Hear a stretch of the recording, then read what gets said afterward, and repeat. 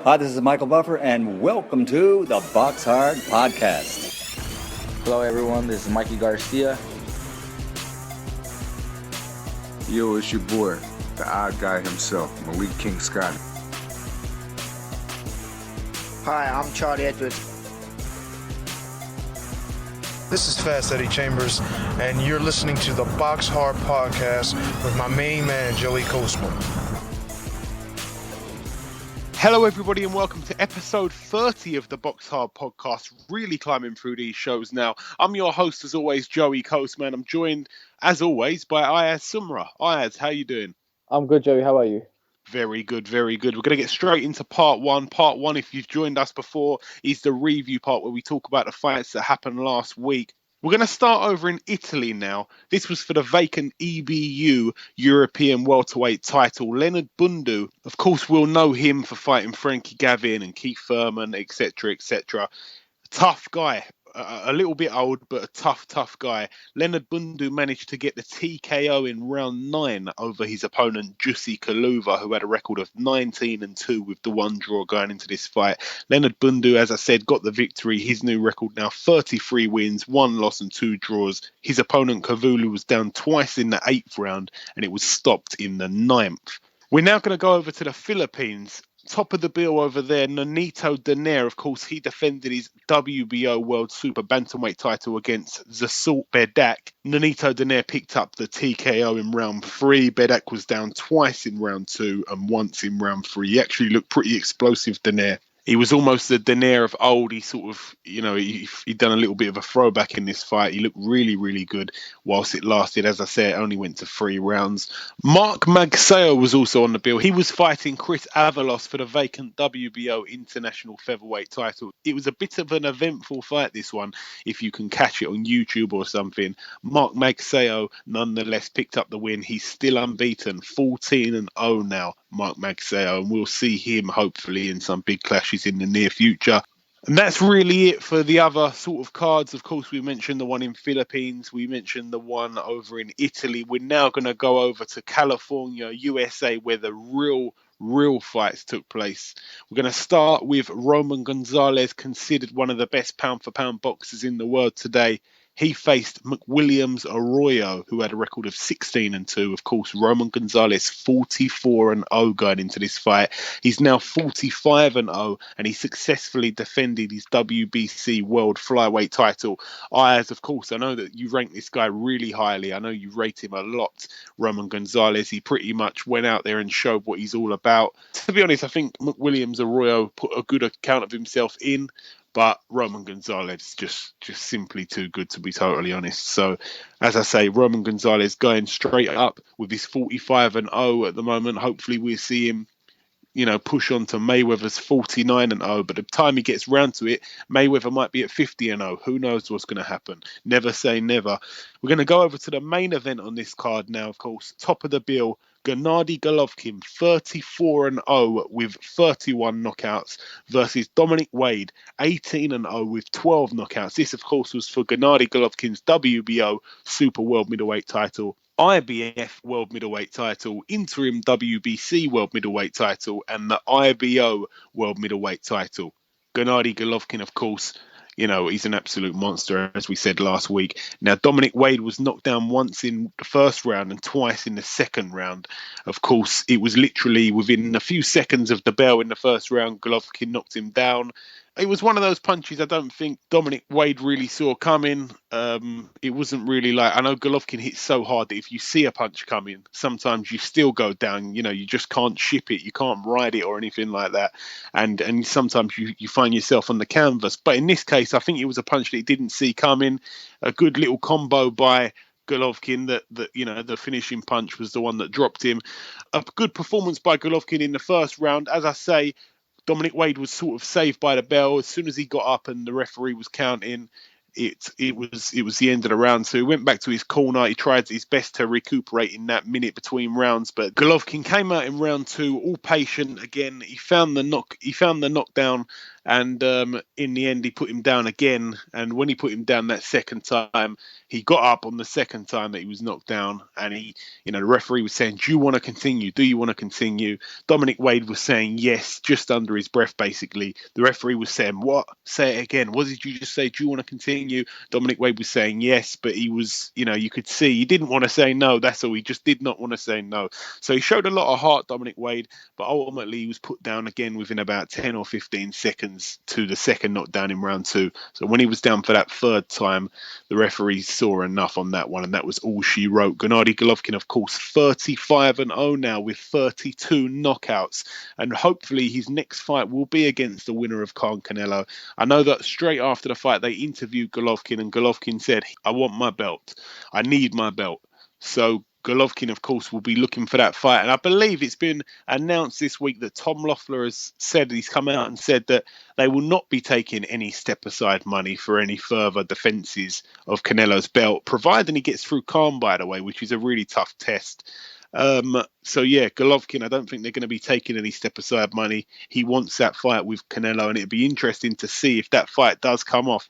Firstly, Ayaz, what did you think about Golovkin's performance? Of course, we also saw Golovkin in that second round seem to put his gloves down and let Dominic Wade tee off on him. About 5 or 6 punches landed, and Golovkin just walked through him after that and broke his heart, really, to be honest. It was a bit demonic, really. Not often, he actually let him land a few punches to sort of get his confidence up, but he didn't realise he let him do it, and then he just absolutely battered him.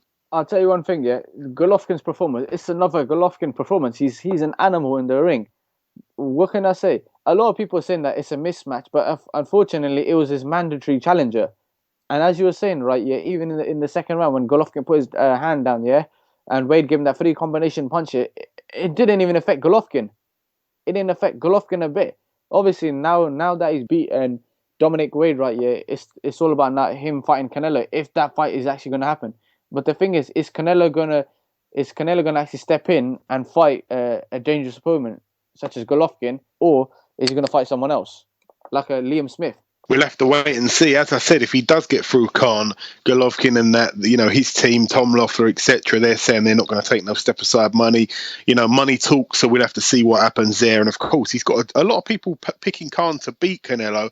That's going to be a tough fight in itself. How do you see, providing Canelo gets through Khan, which we both hope doesn't happen, by the way, if he does end up beating Khan Canelo, who do you see winning in a fight between Canelo and Golovkin, and by what way? What's the outcome? Is it points? Is it knockout? What do you think, Ayaz? If Canelo and Golovkin fought, right, yeah, I can see going to points. I can't see Canelo getting knocked out for some reason. I don't know why. Thing is, right, the last time we saw Golovkin win on points was the 5th of April 2008 when he beat Canadian's Ian Garner. That fight, right, Canelo versus Golovkin, I don't think it's going to go to a knockout. I reckon it'll go to points. Yeah, as you said, I think it's a 22 knockout streak now for Golovkin. As you say, it spans all the way back to 2008. So every fight he's in ends in a knockout. Of course, he gets the knockout every time. He's unbeaten, but it will be a good fight. To be totally honest, I don't know. I think if Khan was to win this fight and get through Canelo, which we hope happens, I don't think he's going to hang around at 160. I think he'll probably vacate the title. He's proved a point, and he'll come down, and then perhaps, we'll see him in there with, maybe Mayweather might think that he's decided to pay his dues. He might think, yeah, Amir Khan's, he beat Canelo in better fashion than I did, or something like that. Maybe he deserves a fight, or you never know, he might even fight someone like, the winner of Porter and Furman, which I think is a bit of a step backwards. He might fight Kell Brook. But I personally wouldn't want to see Khan up there against Golovkin, in my opinion, Ayaz. What do you think about that fight?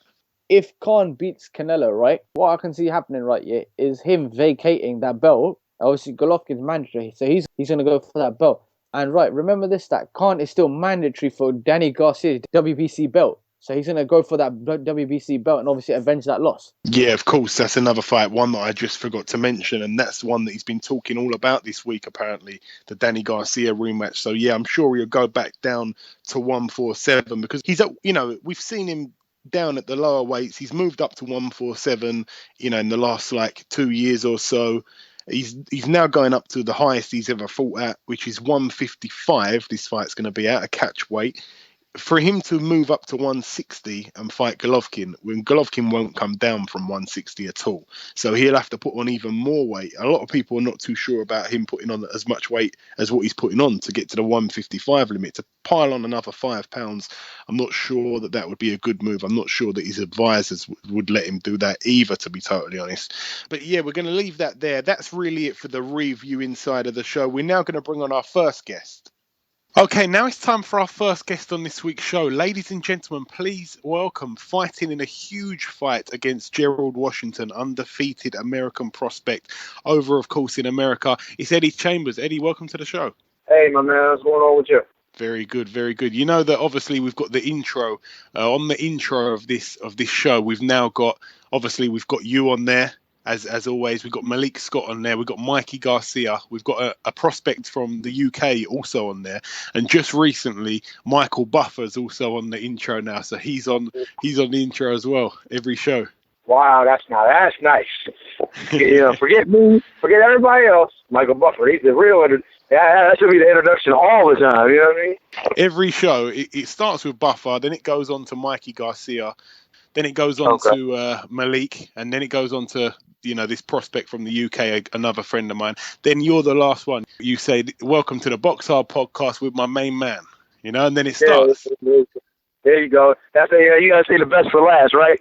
That's it. I ain't lying to you. That's it. But yeah, obviously you're fighting on Saturday. Finally, you've got a big fight. You've been chasing a big fight for a couple of years now. All the hate on Twitter, all the armchair boxers that tweet you, this is your chance to shut them up and your chance to make a statement in the heavyweight division. Right. Well, there's no question about that. I mean, obviously, not a lot of people think I have much left or anything whatsoever. And not only just that, they're thinking that not only, was I has been, but maybe even some of them think I never was. So, this is my opportunity to shine, to get back into the public eye, especially here in the States where guys haven't seen me for, maybe 2 or 3 years now.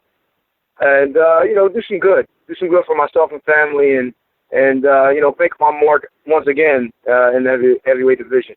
Of course, you're a down-to-earth guy. There's been times in your career in the last couple of years where you felt like calling it a day, really. Of course, you've got this fight that you've been wanting. You've got a big fight here. Obviously, you have to treat it almost like it's a world title fight because anyhow that you didn't end up coming out with a W. I don't know what your views are. I don't really want to talk about that ever happening. I don't really want to put that in your head. But if that were to happen, if the worst were to happen, I mean, would you walk away from it or would you carry on? Well, I mean, I'm a realistic guy, and these questions are stuff that need to be asked, and you got to be prepared as a fighter. And as well, I would say to all the young fighters, you got to be prepared as a human being, more than just an athlete, of what to do when your career is over. When you don't have the opportunity to, just train and fight for a living, you have to have something that you can kind of, fall back on, so to speak. Everybody says that, and it's a cliche to a degree because, everybody talks about having something to fall back on, and, but lots of athletes don't, and they do not have anything to really move back into or go back into, and they don't have a real support system other than that of those guys who they're dealing with in the sports world. So, I think this is a good question, a realistic question, and the thing is, if it happened, I would have to, obviously come back and sit down with my people and, really discuss the future. And honestly, in my opinion, I mean, what's the point? If I couldn't beat this guy, he's a big 6'6" athletic guy, don't get me wrong, and he has ability and he can do certain things, and he, obviously, he could have a good future, even though he's a bit older himself, but hasn't taken a punishment, so still a young heavyweight in that regard. But if I couldn't win, then, then who else am I going to beat? I mean, most of the guys are like that in the heavyweight division, so at that point, it's like, what's the point in continuing to beat a dead horse? You know what I'm saying? Just go on ahead and try to do something else. I'm not super old. I'm not saying I'm going to try to be another athlete in another sport because that's not going to happen either. But what I would be really interested in is finally doing some things that I want to do aside from the sports. You know what I mean? And trying to make my mark in another way. Maybe business. I got a good support system behind me, and I will definitely work with them and do some things with them, and hopefully iron out some things as maybe a trainer, not necessarily a boxing trainer to like a top level fighter, but just getting to learning them to fight, to defend themselves, and also to maybe get them involved and interested in the sport and get them some discipline, as well as adults who just want to be in shape and want to just learn the art of boxing. Yeah, we don't want to think about that too much, though, at the same time. No. I mean, but at the end of the day, Joey, it's like this. You gotta be prepared. Hope for the best, but you gotta prepare for the worst. And that's and in this sport, that is what I've been faced with time and time again. There's been fights where I got in there and I felt like I did more than enough to win and didn't get the decision. And if that's the case in this one and in any other fight that I have in the future, you know what I mean? It's just it's like single elimination for me at this point. I can't go out here and put my life after boxing, or my life, so to speak, on hold for something that's just not going to happen. Right now it looks great. Things look bright for me. I have an opportunity to fight someone who's a named guy who I will get respect for beating and all that good stuff because he's a real prospect, a real live athlete here. So that part looks great. However, if things don't go my way, I'm still putting other things that I could be, really putting effort into and maybe making a good living on hold for, to be quite honest, in a lot of regards, maybe chump change. You know what I'm saying? And stuff that, maybe I'll be on TV or maybe not, but maybe I'll be sought after by a few different people and they'll say, oh my God, he's, Eddie Chambers. But at the end of the day, that's not feeding me. That's not feeding my family. And I have to think about that first, first and foremost going down the stretch here. Yeah, absolutely. Now, of course, over in the UK on the same night as you, your brother from another mother, so to speak. Of course, he'll be fighting a few hours before you, but Hughie Fury, he fights Fred Cassie as well on the same night as you. Yeah. That's I'm never really worried about Hughie in a fight, to be honest. I mean, I've been training with him. I spent a lot of time with him and training with him. He's a great kid and everything. Has a good attitude, great temperament, but when it comes to getting in that ring, I'm not worried about him swapping punches with anybody. I know he has world-class ability. He has slickness like me, like they call him white chocolate. You know what I'm saying? But at the same time, he just happens to be 6'6", 6'5", and with that height and reach and things like that, it gives him a different dimension that even I had. You know what I mean? That I wish I had. And with the coordination and the the energy that he brings to the table when it comes to a professional fight, and the fact that he really enjoys it. He's got a great foundation as a fighter, and of course his father, who loves the sport more than just as much as anybody I've ever met, and really enjoys it. Doesn't need it to be sufficient, but he definitely loves it. It puts his heart and soul into it. I think with him, his father, Huey, his father, and then obviously Tyson and the rest of the guys there supporting him. Look, can't go wrong with that team. Obviously, since we last spoke, Joshua challenged for the IBF world title, the title that was, basically robbed off of Tyson Fury. Charles Martin unsuccessfully defended it, and he got knocked out in the second round. What was your thoughts on that fight? Well, I mean, honestly, I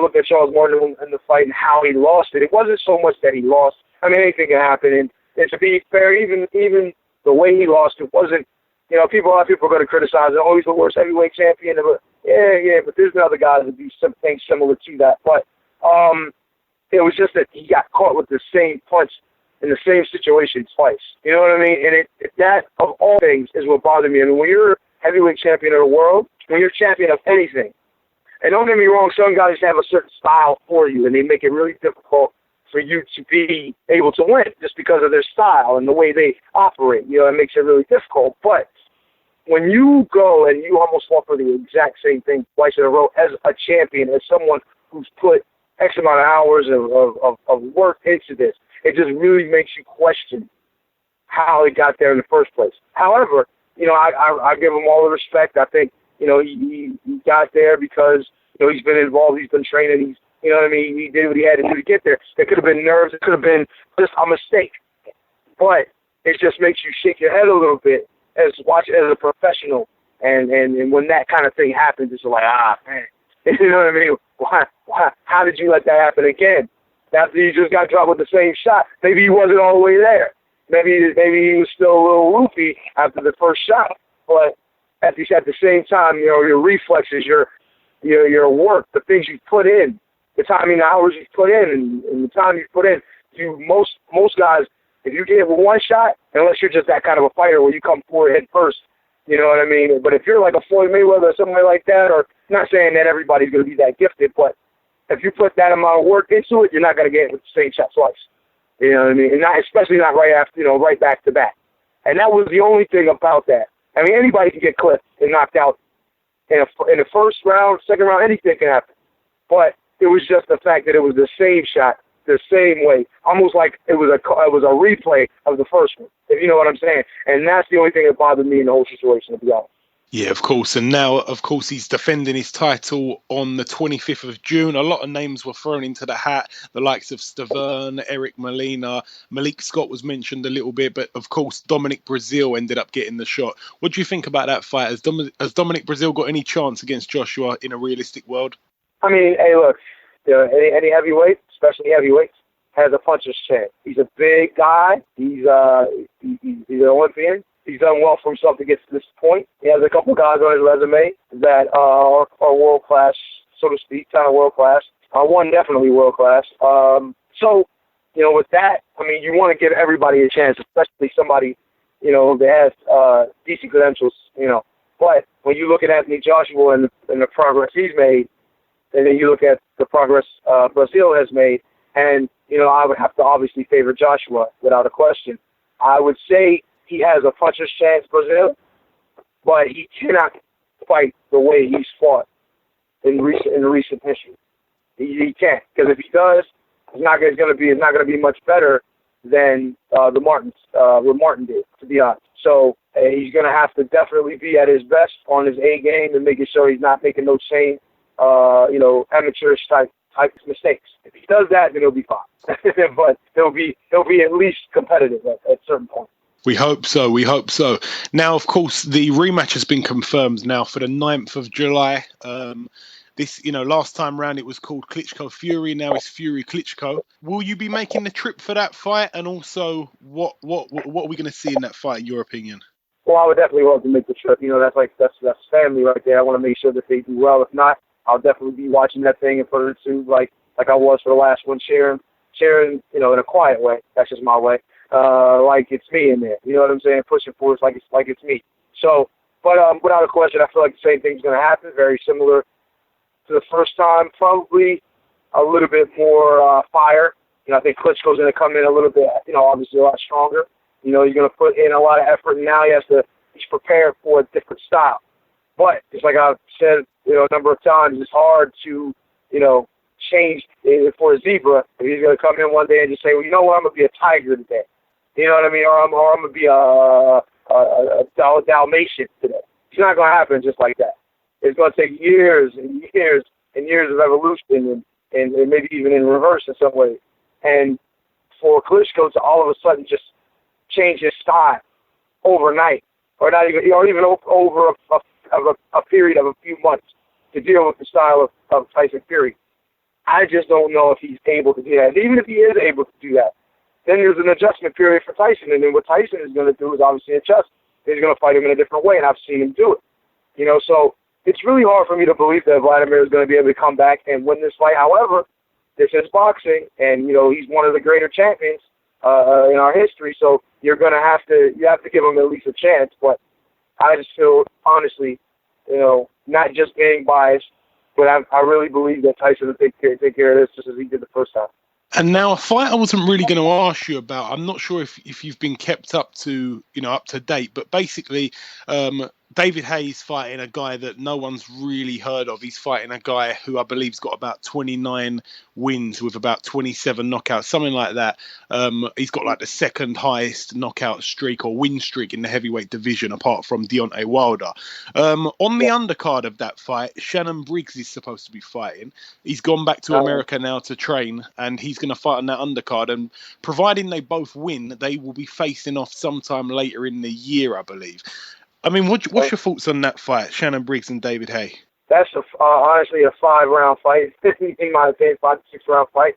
Because they're both huge punchers. I can tell you from experience with Shannon, he's a huge puncher, and he has underrated ability that people don't really, they see him for the let's go champ type stuff and all that, and he's a bit up in age, but still, that crack doesn't leave you aside. Believe me, he can still punch. So that's there. However, obviously, we know we're talking about David Haye, and David Haye has world-class ability. He's been a champion, different times, and he's more of this era and obviously a bit fresher than Shen. However, everybody has a chance, and I think that right there, if that ends in a decision, I will be so surprised. Obviously, I'm going to lean toward Haye. I would like to see Shannon win. Shannon is great for boxing. I mean, he's just a different kind of Tyson Fury. You know what I mean?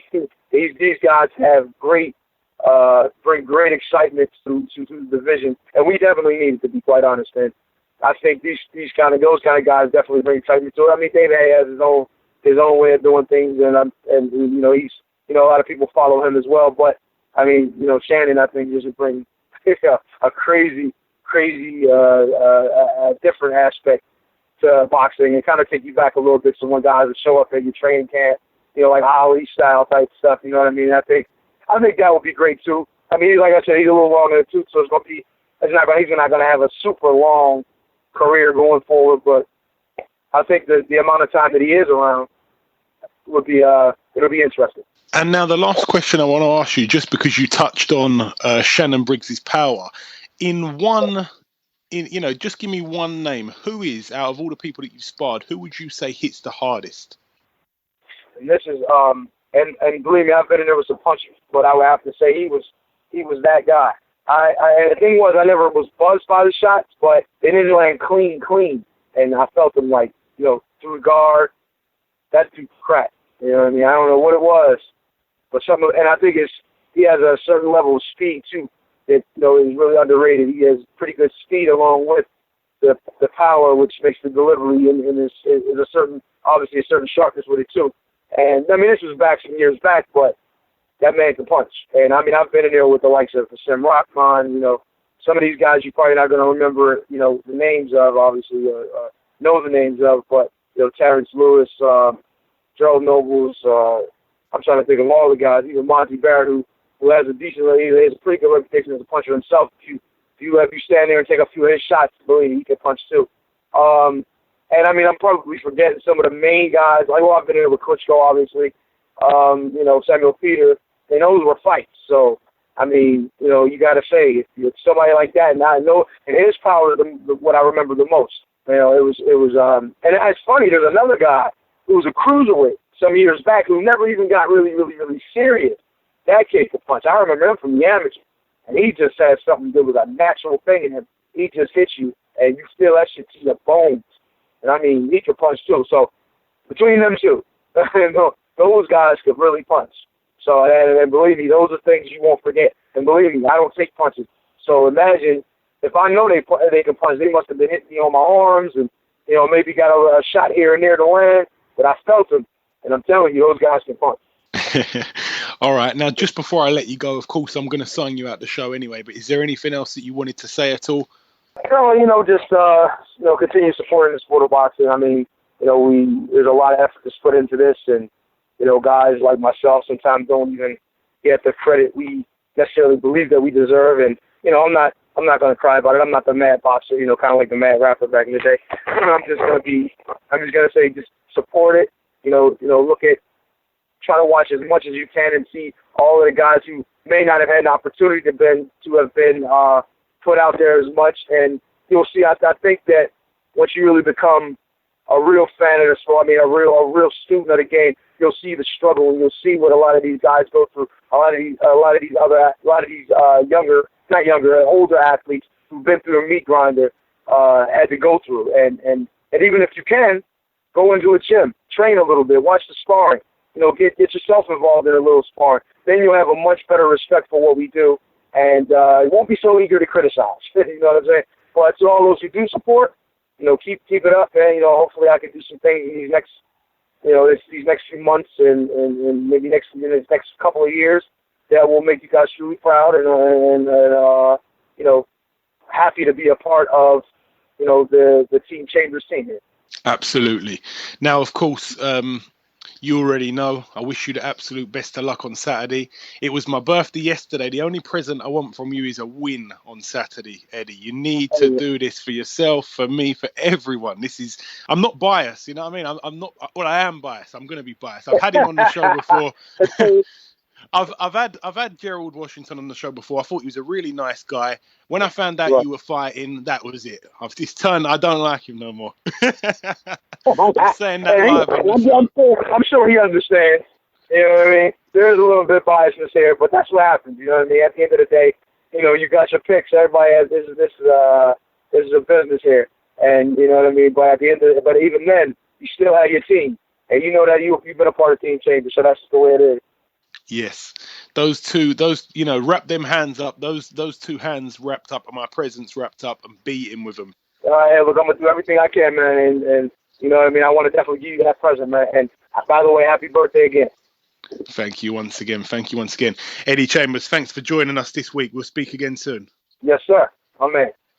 Okay, now it's time for part two. This part of the show, of course, is the preview side of the show where we preview the fights coming up this week. We're going to start over in York Hall. Louis Adolphe fights. His opponent yet to be announced, but of course a prospect being looked after by Jimmy Mack and those guys. He looks to move to 5-0. He's in a 6-rounder down at welterweight. Also on the bill, Kirk Garvey, another prospect, 3-0 at the moment. He looks to move, of course, to 4-0, and he is fighting at light heavyweight. Again, his opponent yet to be announced. Both those fights taking place down at the York Hall. We're going to go over to New Jersey now, and this fight's also on the Friday. Top of the bill, Anthony Dirrell. He faces Caleb Truax. Now, Anthony Dirrell, of course, has a record of 28 wins, 1 loss and 1 draw.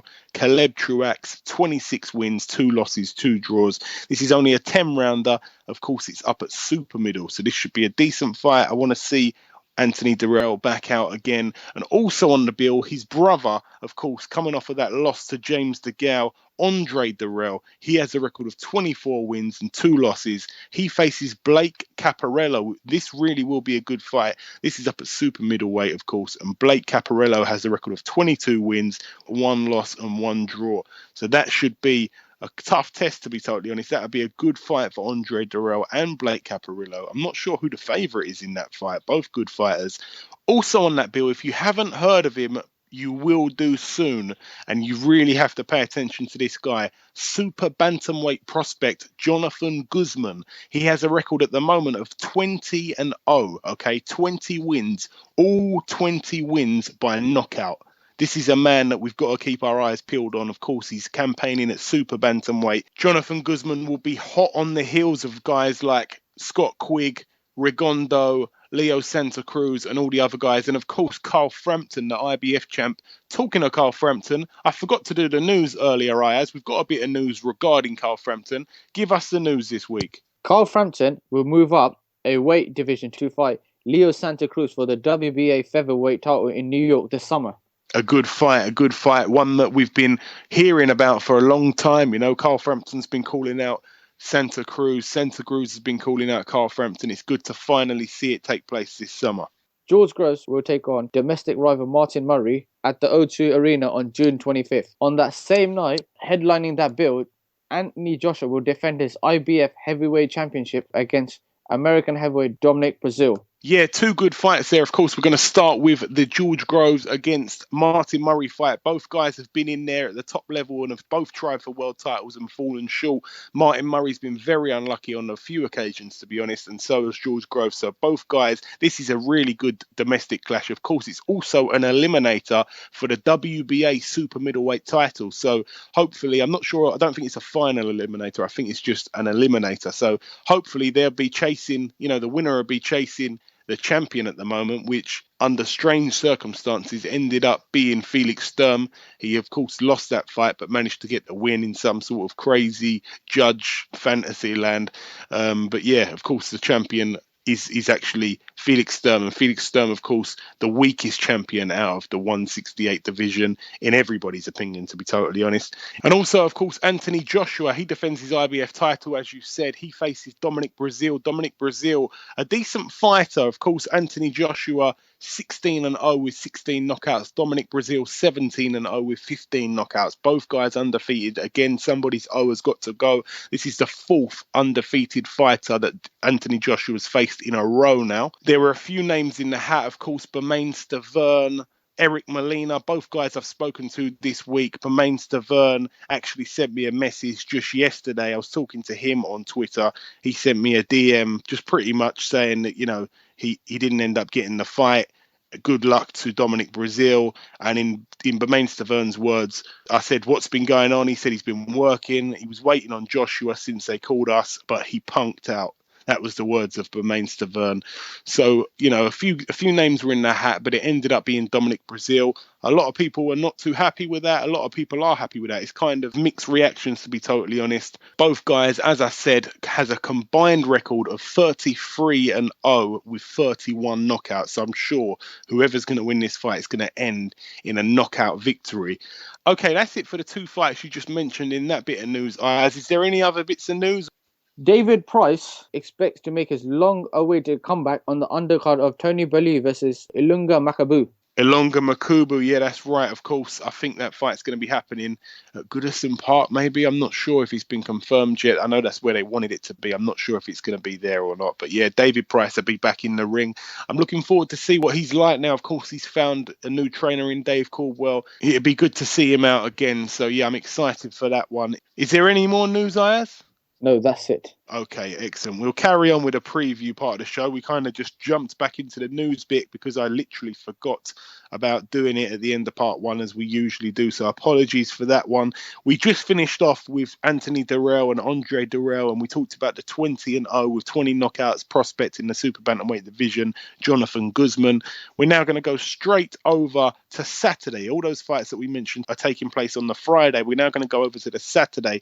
On Saturday, we see return to the ring off of his ban for an illegal substance, Kid Galahad of 18-0 going into this fight. His opponent yet to be announced. It's not going to be anybody who's going to be any kind of world beater or anything like that. It's a 6-rounder, literally just to get Kid Galahad back in the mix.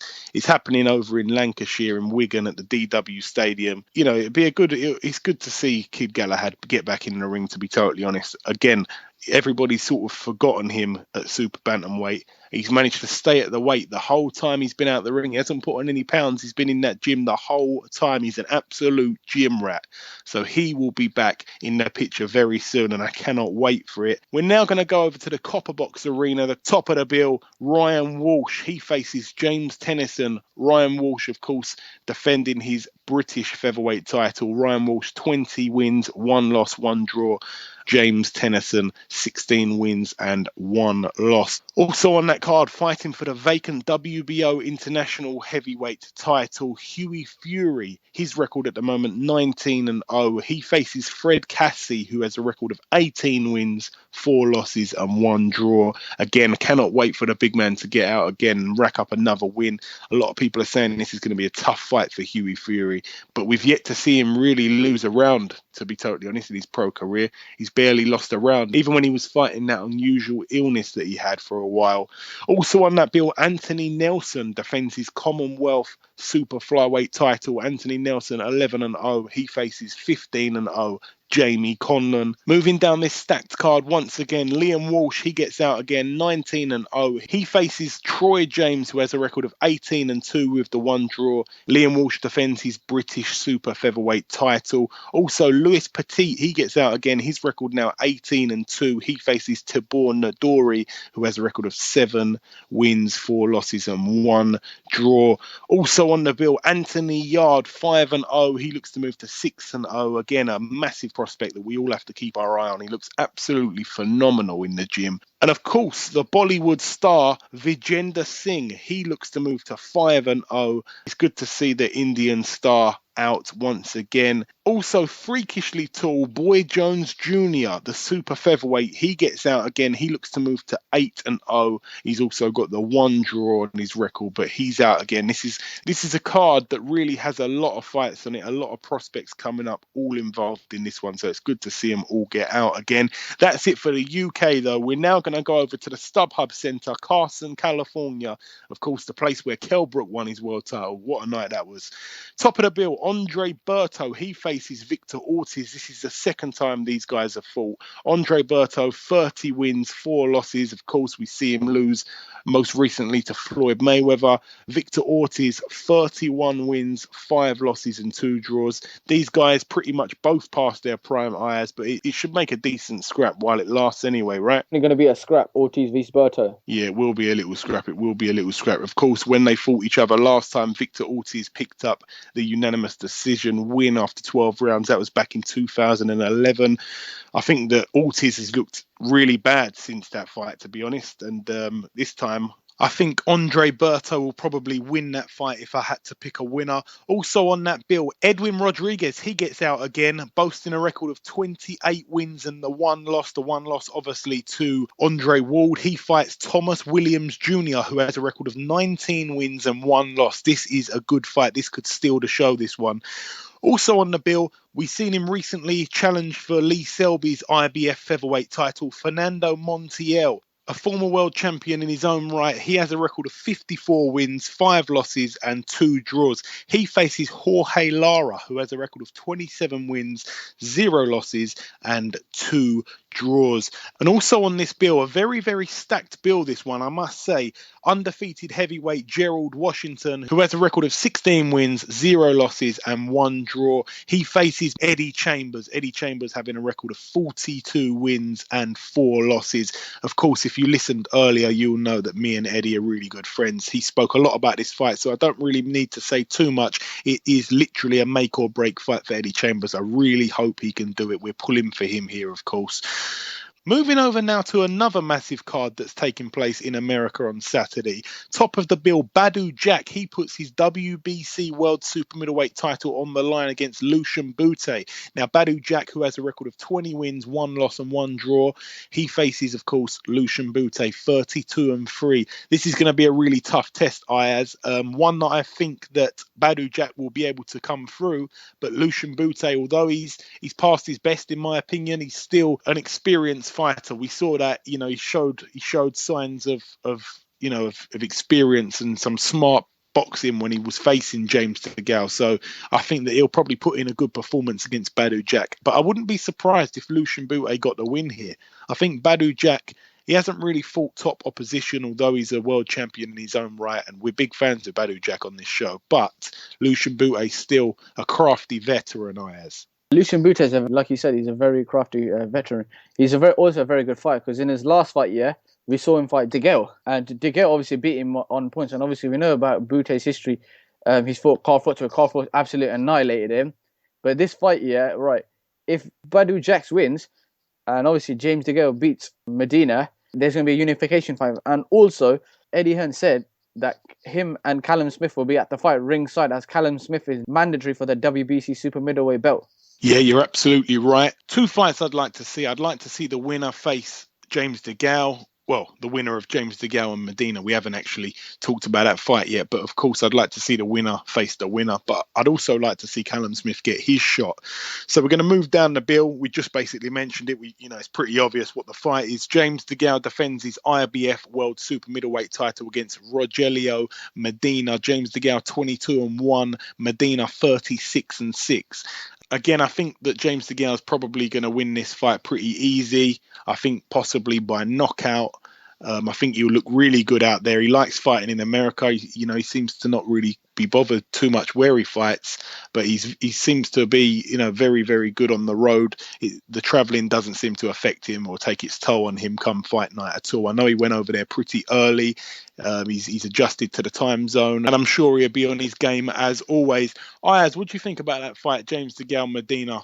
Medina is a Mexican tough fighter, but I reckon, from my opinion, I reckon DeGale will stop him. Yeah, I think you're right there. I have to agree. Okay, that's the end of the previewing on this week's show. We're now going to welcome our second guest. Okay, now it's time for guest number 2, a real busy bee this week. Of course, it's world champion trainer Peter Fury. Peter, welcome to the show. Yeah, very nice of you to have me on. How are you? Yeah, very good, very good. I just wanted to get your reaction to yesterday's and today's press conferences, firstly. I think you're always going to struggle to make something lively when more or less a lot's been said only 24 hours before. There's not much you really can say any different. The only thing you can say about Germany today was the venue was beautiful. It was staged magnificently. RTL, who were the broadcasters in Germany, they'd done a fabulous job of the event. They made it spectacular. Best of food laid on. It was first class. They went to town on it and done a real nice job of it all. But as far as the press conference goes, yeah, there was a few questions, and I wouldn't say nowhere near as exciting as a press conference in Manchester. Pretty low key, and that's the way it went. And Vladimir said exactly the same as what he said the previous day. He mentioned about homosexuality and said Tyson Fury can basically F off. Exactly the same as what he said the day before. Yeah, I did actually see the stage. I saw that the press conference actually took place in a boxing ring, which is something new. Yeah, it was a nice big white boxing ring. So it was, like I said, I was very impressed with the setup. It was very, very nice from RTL. Yeah, absolutely. Now, I wanted to talk a little bit about Hughie. Of course, Hughie's fighting in 2 days' time on the 30th. He's fighting Fred Cassie, experienced guy. Why did you choose this opponent? Is this someone that ideally you wanted, or did you want someone perhaps a little bit more on that world stage? But I know that everybody pulls out fights with Hughie. No one wants to fight him, to be totally honest. Why Fred Cassie? To be honest, he just came up because we was offered him, and it's very difficult to get Hughie fights, as you just rightly said. So I looked at his record. He's a decent opponent, and the WBO was happy with him, so we accepted him. So that's the start and the end of it, really. No particular reason. What I like about Fred Cassie, he's durable, and he gives very awkward angles. He's awkward. He's very unorthodox in the things he does, and he'll present you with some problems. You'll have to work it out, and it's another string to his bow, if you like, to get good rounds in. And being able to work these fighters out, which, Fred Cassie, he's a typical gatekeeper, isn't he? That's all you can say about him. But dangerous and effective. And the same with Dominic Gwynn. If you're not on a world level yourself, these guys will expose you. So they're good fights for him. And they're not guys to fall over. They're guys that's going to fight back, and they ain't coming to lose. They're coming to win. Now, a little bit earlier on in the show, this show's only got 2 guests on. Earlier, we had Eddie Chambers. Now we've got yourself on. He's, of course, fighting on the same night, a few hours later, obviously, in America. Do you know much about his fight? I know, like you say, you've got a lot going on at the minute, but do you know much about his opponent, Gerald Washington, at all? Yeah, I've had quite a few conversations with Eddie. He's a very close friend of ours. We keep in touch regular. We're rooting for him over here. I'm sure he'll get the job done. He's not, if I had to pick on opponent level, he's a good boxer, Gerald Washington. He's a good mover, hits punches straight. I'd have to say, he's decent. So it's a good fight for Eddie, but I think Eddie can overcome it. I think Eddie's just got too much arsenal. He's an excellent boxer. He's found his rhythm now. He's got his proper strength, his conditioning right. And I don't see any reason why Eddie can't move on to bigger things from this fight. And certainly put him back in the mix anyway. Yeah, we hope so. I just wanted to touch on literally touch on April the 9th. We saw Martin come over here, face Joshua. Joshua wiped him out in 2 rounds. What did you think of that fight, looking back on it now, Peter? What I think of it, it was a brilliant performance from AJ, but very, very poor from Charles Martin. How can you walk into somebody like AJ with your eyes shut and walk onto his fist? He didn't do any more than that, did he? So, what can I say about it? He certainly didn't present any much of a task. I don't know what he was doing, to be honest. He was wide open. So he walked in in a straight line, and he got banged out, as what AJ rightly did. So what can you say about it? And of course, this week it's been announced that Joshua will face Dominic Brazil in his first defence. What's your thoughts on that? I know that you put a tweet out saying it was a good fight. I'm not sure if you were 100% serious on that. What's your views on that fight? Look, I don't see. I see Joshua as a still learning progress. Although he's a world champion. Look, there's lots of belts flying around. Look how it's been vacated. Tyson's the one who's really won it. So it's as far as we're concerned, it did get robbed off him. So he's a world champion, but he's not a proper world champion in my eyes. He's still learning. That's not because he's not the real deal or anything. He's doing everything right. He's not put a foot wrong. But what I'm saying is he's had 15, 16 fights or something. So he's still a learning progress. So when I said he's a good opponent, he is. People get excited. Oh, he's a world champion. He needs to fight this. He needs to fight that. He's got just as good a record as Joshua. He's the same size. He can bang like him, and he's got a bit of boxing ability. He's not going anywhere. He's not this world magnificent opponent, but he's good. He's equally as good as whatever he's faced. And so what's wrong with it? It's a good fight, and any guy with 15, 16 knockouts, he can punch. They can always land that lucky shot. Although I don't think so. I think AJ will do similar as what he done with Martin, but it's still a good opponent for him. Now, of course, Box Nation, they were the ones who picked up the Fury Klitschko this time round, of course it's called. They've also picked up another heavyweight clash, another one that I'm sure Tyson will have his eye on, Wilder against Povetkin. I wanted to get your thoughts on that fight, Peter. It's a pretty strange one. No one thought it was actually going to take place in Russia, but it seems like it's going to be. What do you think about that fight? I think it's a good fight. Stepping back and looking at it, when I seen him box... he boxed Nikolai further and he went to 10 rounds and he struggled. And then he boxed smaller guys and he gets them out of there. And I'm looking what he does against big guys.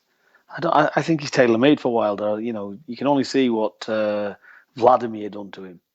He completely bulled him all over the place. So the size difference, it looked phenomenal. And it looked like that when they was fighting. So Wilder's a devastating puncher and he's getting better all the time. So I definitely pick Wilder and probably by knockout. Okay, fair point. Now, you've had a few, in the previous history, we've seen a lot of stuff said between one thing said from you, another thing said from Eddie Hearn. This week, Eddie Hearn has claimed in an interview that along with yourself, you're already in talks of making Fury Joshua later this year. Can you confirm or deny that at all, Peter? Yeah, I spoke to Eddie and... we said this is a massive fight, and we believe it is. The British public, but we've got 2 world champions. Whatever anybody thinks about it, there's 2 world champions from these shores, and if that fight makes sense and the public want to see that fight, then that's a fight that can be made. But we did speak about it, and Eddie said he was very interested in it. So that's where we are. But make no mistake, our serious thoughts, our ultimate dedication is on Vladimir Klitschko because he's a serious threat and he is a linear champion and by no means he's coming to lie down. He is coming for his belts back and he's the most serious danger out there amongst all of the names you've mentioned. Yeah, I agree with that 100%. Could you, because I know that you said yesterday that Huey would be fighting on the undercard of Fury Klitschko. He was supposed to fight on the undercard in Germany. I just wanted to basically ask yourself if that was 100% definite and who will be providing the rest of that undercard. Obviously, Frank Warren with Box Nation had put the money up to host the fight. Will it be Box Nation fighters on the undercard or? Yes, I'm not sure about Box Nation undercard. I think we're looking to put 1 or 2 of their undercard on. We're having a look at it. The undercard's being decided at the moment. So we're looking to put some lively fights on there. So hopefully we can do. I know we're looking at putting a world title undercard on there. So it'll be good for the fans to get a good undercard. I've certainly asked for it. So let's see what happens. And the way things are going, I think it's looking highly likely for a good undercard. So Yui will be on that show. And all being well, on the 30th, he will probably be back out on the 4th of June in Liverpool as well. So Yui's we're looking to keep Yui very busy. Yeah, that's good. That's good. Now, the last question I've got for you, the last proper question I've got for you, everyone I ask what's going to happen in the rematch between Fury and Klitschko, everybody says it's going to be pretty much the same thing as before. Do you think this fight's going to be pretty much the same as before? No, I don't. I do see a stoppage in this fight. I think it's going to be a lot better. Both men know each other's styles. They're not going into new territory. They've both got the new strategies to work on. And I see a lot more punches letting fly this time. So I can see a stoppage in it. I don't see it going to 12 rounds. I know Vladimir will be doing his utmost to bring them titles back. You know, he was saying yesterday, I made a big mistake and that won't be happening again. So he's got a steely conviction about him. So this is a serious test. It could even be more of a serious test than the first time because this is a genuine fight. It's not one-way traffic like people's assessing. You know, for Tyson to win this fight, he's going to have to train out of his skin, total dedication, lockdown, focus, and double focus again. And ultimately, a 100% Tyson is too much for any heavyweight in the world, and that's what that's why I'm abroad here now, looking to achieve that, and that's why we're in camp now, working on the strategies. Now, before I let you go, Peter, is there anything else you wanted to say at all before I let you go? We just hope the fans enjoy the fights. I think it's nice for the boxing public to start seeing a good few fights and fights getting made. It's shaking up, and the fight job's looking very interesting. There's a lot of fighters fighting, a lot of bums out there. But, you know, let's face it, there is some good fights as well coming off. Amir Khan versus Alvarez is a top fight. You know, full credit to Amir Khan. Wish him all very best from us, and we're going to be up watching it live, cheering him on from Holland in the training camp. And what else? There's some very good fights happening, and that's about it, really. I hope the fans enjoy it and sit back and enjoy the ride, and let's see what the short future holds. Absolutely. Listen, Peter, thank you for giving us a bit of time this week. Of course, I wish you the best of luck with Huey on the 30th and the best of luck when the Tyson fight comes around. I'm sure we'll speak to you closer to that date anyway. But until then, thank you very much, Peter, for giving us a bit of time. Thank you very much. You're more than welcome. Okay, now it's time to conclude episode 30 of the BoxHard Podcast. Thank you very much for listening this far once again. I've been your host, Joey Coastman. Ayaz Summer has been Ayaz Summer. A big thank you to our two guests, Eddie Chambers and Peter Fury. We'll be back next week with another big show, as always. Until then, take care.